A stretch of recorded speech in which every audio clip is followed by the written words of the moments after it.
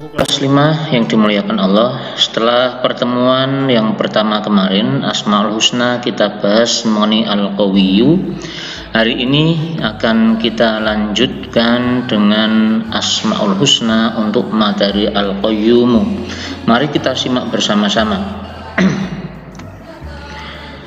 Langsung saja kita mulai pengertian dari Al-Qayyum. Apa arti dari Al-Qayyum itu? Al-Qayyum artinya Allah Maha Mandiri atau Allah berdiri sendiri. Maknanya apa Allah Maha Mandiri ini? Maknanya adalah Allah berdiri sendiri serta tidak membutuhkan orang lain, tidak membutuhkan makhluk lain. Allah tidak membutuhkan siapapun. Dalam penciptaan apapun Allah mandiri, berdiri sendiri, tidak membutuhkan tenaga siapapun. Sekarang kita lihat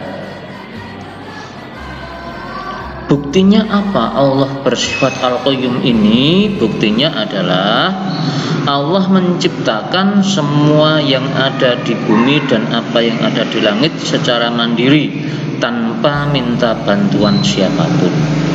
Ketika Allah menciptakan langit, menciptakan bumi, menciptakan awan, menciptakan apapun yang ada di dunia ini, termasuk planet-planet dan isinya, bumi dan isinya, Allah tinggal mengucap kun. Ini dalam melakukan sesuatu, jika berkehendak terhadap sesuatu, Allah cukup mengucap kun atau jadilah, maka akan terjadi. Ini bukti bahwa Allah bersifat Al-Qayyum.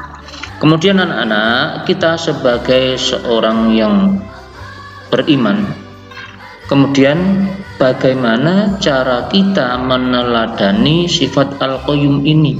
Caranya yaitu yang pertama, kita sebagai manusia harus tegar dan tidak mudah menyerah ketika menghadapi berbagai kesulitan, ketika menghadapi berbagai ujian. Nah, kita tidak boleh menyerah, harus kuat, harus tegar, tidak mudah putus asa. Yang kedua, manusia itu harus sadar bahwa dengan sendirian pun kita harus tetap berjuang walau tanpa bantuan dan dukungan dari siapapun, karena Allah bersama kita.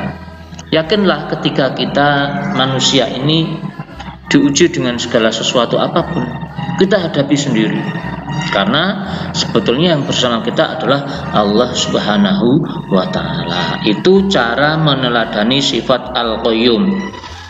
Selanjutnya, kita sebagai orang yang beriman, hikmah apa yang terkandung bila kita beriman atau meyakini sifat Al-Qayyum?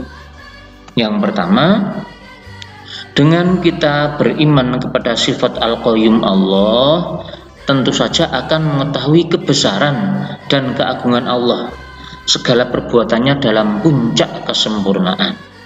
Yang kedua, memperkuat iman dan takwa kita kepada Allah.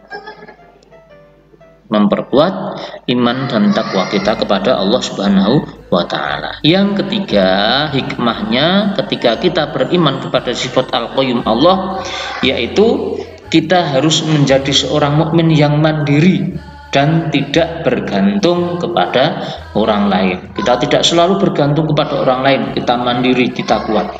Itu kalau kita beriman kepada sifat Al-Qayyum Allah.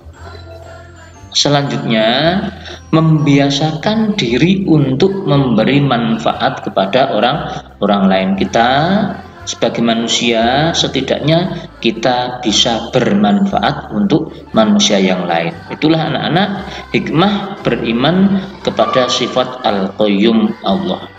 Demikian materi pembelajaran mengenai Asmaul Husna Al-Qayyum. Banyak kurangnya mohon maaf. Baiklah anak-anak semua, setelah tadi kalian mengamati pembelajaran yang telah Pak Iwan sampaikan, mudah-mudahan tema Al-Qayyum hari ini dapat kalian serap dengan baik. Dari pembelajaran tersebut diharapkan kalian tadi mampu meneladani sifat yang terkandung dalam Al-Qayyum dalam kehidupan sehari-hari. Baiklah anak-anak semua, untuk selanjutnya marilah kita akhiri pertemuan pada kesempatan hari ini dengan bersama-sama kita haturkan kalimat tahmid Alhamdulillahirabbil alamin. Kita akhiri. Wassalamualaikum warahmatullahi wabarakatuh.